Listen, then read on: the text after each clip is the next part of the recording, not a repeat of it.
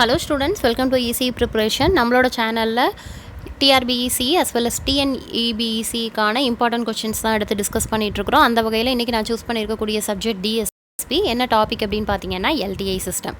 ஓகேங்களா, இந்த சப்ஜெக்ட்ஸ் மட்டும் இல்லை, இன்க்ளூடிங் மேக்ஸ் நம்ம 10 யூனிட்ஸுமே ஃபுல்லாக கவர் பண்ணிகிட்ருக்குறோம். இதில் நம்ம கொஷின்ஸ் மட்டும் எடுத்து சால்வ் பண்ணிகிட்ருக்குறோம். அது எதுக்காக அப்படின்னா நம்மளோட ஃப்யூச்சரில் வந்து இதே மாதிரி கொஷின்ஸ் வந்து கேட்கறதுக்கு வாய்ப்பு இருக்குது. இல்லை அப்படின்னா சம் வேல்யூஸ் வந்து சேஞ்ச் பண்ணி கேட்கறதுக்கான வாய்ப்பு இருக்குது. ஓகேங்களா, ஸோ நம்மளோட சேனலை ரெகுலராக ஃபாலோ பண்ணிட்டு வந்தீங்க அப்படின்னாலே இந்த ப்ராப்ளம்ஸே எனஃப் நீங்கள் வந்து எக்ஸாம்ஸில் வந்து நல்லபடியாக மார்க் அட்டன் பண்ணுறதுக்கு. ஓகேங்களா, தென் ஒன் மோர் திங், இன்னொரு விஷயம், சப்போஸ் வந்து அரியர் வச்சுருக்க ஸ்டூடெண்ட்ஸ் வந்து கிளியர் பண்ண முடியாமல் டிஃபிகல்ட்டாக ஃபீல் பண்ணுறீங்க அப்படின்னா அவங்களுக்கும் நம்மளோட சேனலில் வந்து எப்படி பண்ணுறது, எப்படி கிளியர் பண்ணுறது, வித் நல்ல மார்க்கோடு எப்படி பண்ணுறது அப்படிங்கிறதையும் நம்ம அப்ரோச் பண்ணிகிட்ருக்குறோம். ஓகேங்களா, ஸோ இங்கே நம்மளோட சேனலில் மென்ஷன் பண்ணியிருக்கக்கூடிய நம்பருக்கு கால் பண்ணிங்க அப்படின்னா எப்படி வந்து கிளியர் பண்ணுறது அப்படிங்கிறதையும் நம்ம டிஸ்கஸ் பண்ணலாம். ஓகேங்களா, தென் அதை தவிர்த்து உங்களுக்கு சப்ஜெக்ட்ஸில் டவுட் இருக்குது, இல்லை இந்த கான்செப்டில் டவுட் இருக்குது, இந்த தியரி எனக்கு புரியல அப்படின்னாலும் கீழே தாராளமாக கமெண்ட் பண்ணுங்கள். நம்ம ECE ஓரியன்டாக எல்லாமே நம்ம எக்ஸ்பிளைன் பண்ணிகிட்ருக்குறோம். ஓகேங்களா, பட் இப்போது நம்ம TRB எக்ஸாம்ஸ் 3 மந்த்தில் வந்துடும் அப்படிங்கிறதுனால எப்படி வந்து ஷார்ட் அண்ட் நீட்டாக நம்ம ஒரு எக்ஸாம் ஒரு ஆஸ்பிரண்ட் வந்து எப்படி ப்ரிப்பேர் பண்ணுறது, எக்ஸாமுக்கு எப்படி ப்ரிப்பேர் பண்ணுறது, 3 மந்த்ஸில் எப்படி வந்து எக்ஸாமுக்கு ரெடி ஆகிறது அப்படிங்கிறதுக்கான வே மட்டும் தான் ஷார்ட் அண்ட் நீட்டாக நம்ம பண்ணிகிட்ருக்குறோம். ஓகேங்களா, ஸோ உங்களுக்கு எந்த டவுட்ஸ் இருந்தாலும் பர்சனலாக கேளுங்க, நம்ம சால்வ் பண்ணுவோம். ஓகேங்களா, சரி, இதில் என்ன கொஷின் கொடுத்துருக்காங்க அப்படின்னா, நீங்கள் தொடர்ந்து வீடியோ பார்க்குறவங்களா இருந்தால் அப்படி பார்த்துட்ருக்கீங்க அப்படின்னா உங்களுக்கு நல்லாவே தெரியும். இதோட ப்ரீவியஸ் வீடியோவில் என்ன சொல்லியிருப்பேன் அப்படின்னா கன்வல்யூஷன் இன்டெக்ரல் பற்றி சொல்லியிருப்பேன். ஆனால் எப்படி சிக்னல்ஸ் கொடுத்து எப்படி இன்டெக்ரல் பண்ணுறது அப்படிங்கிறத வந்து நெக்ஸ்ட் வீடியோவில் பார்க்கலாம் அப்படின்னு சொல்லியிருப்பேன். அதுக்கான வீடியோ தான் இது. ஆக்சுவலாக இதில் என்ன கொடுத்துருக்காங்கன்னா 2 சிக்னல் கொடுத்துருக்காங்க. x(t) ஒன்று கொடுத்துருக்காங்க, h(t) ஒன்று கொடுத்துருக்காங்க. கன்வல்யூஷன் இன்டெக்ரல் கேட்டிருக்காங்க. கன்வல்யூஷன் இன்டெக்ரல்னாலே கிட்டத்தட்ட மல்டிப்ளை மாதிரி தான். ஓகேங்களா, இப்போ சாதாரணமாக 5 × 4 அப்படின்னா என்ன பண்ணுவோம், 5 4 20 அப்படிங்கிற மாதிரி ஆன்சர் போட்டு போயிட்டே இருப்போம். பட் இங்கே என்ன கொடுத்துருக்கான், எனக்கு x(t)ங்கிற ஒரு சிக்னல் கொடுத்துருக்கான், h(t) அப்படிங்கிற ஒரு இம்பல்ஸ் சிக்னலும் கொடுத்துருக்காங்க. ஸோ இந்த மாதிரி கொடுக்கும்போது எப்படி மல்டிப்ளை பண்ணுறது அப்படிங்கிறது நிறைய ஸ்டூடெண்ட்ஸுக்கு வந்து டவுட்டாகவே இருக்கும். ஓகேங்களா, ஸோ அதை தான் நம்ம இங்கே பார்க்க போகிறோம். ஓகேங்களா, ஸோ அப்போ நான் என்ன பண்ண போகிறேன் அப்படின்னா x(t) கன்வல்யூஷன் ஆஃப் h(t). அப்போது இதை எப்படி பண்ணுறது அப்படின்னா, இங்கே என்ன இருக்குது, நம்ம நார்மலாக வந்து a × b ப்ளஸ் ஒரு நிமிஷம்,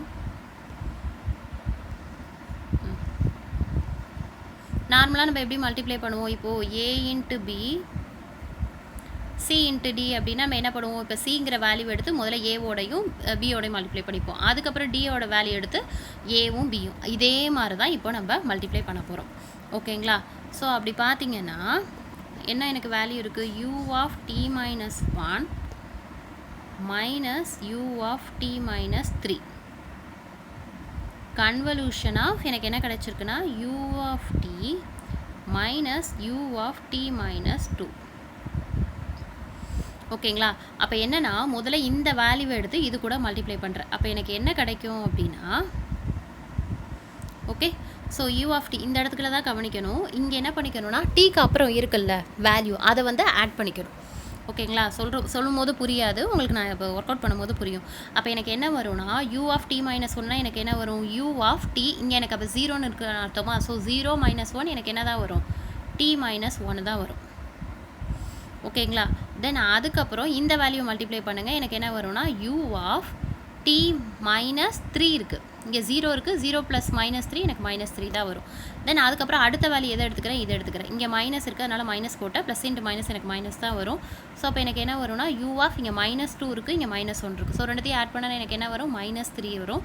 அதுக்கு அடுத்தது இந்த வேல்யூவை வந்து t - 3யோட ஆட் பண்ணனா எனக்கு என்ன வரும்னா u(t - 5) வரும்.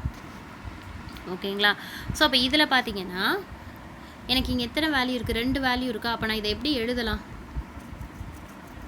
இந்த வேல்யூவை வந்து நான் எப்படி எழுதுகிறேன் அப்படின்னா u(t - 1) minus 2u(t - 3), ஏன்னா எனக்கு 2 t - 3 இருக்குது, அதனால் ut - 3, தென் ப்ளஸ் u(t - 5).